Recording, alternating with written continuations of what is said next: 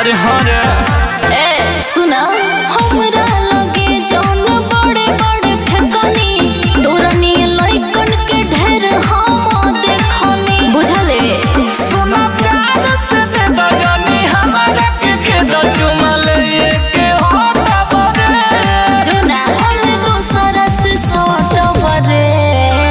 बाकी तोरा से न पट बरे जौन मांगता नहीं बटवे का ना रे के चमहर जिसे पटवे का अरे पट जो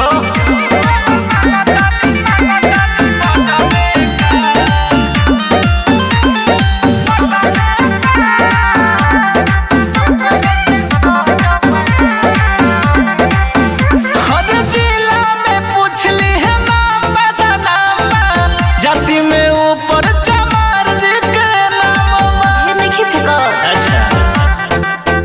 और अपने तुम से न कर बड़ाई कह दे विकास से तू जइबा पिटाई रे सुन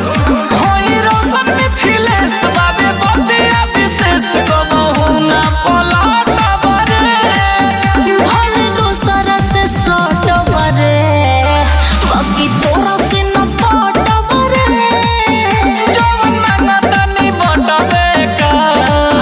के चमहर जिसे पटवे का सोच के बताई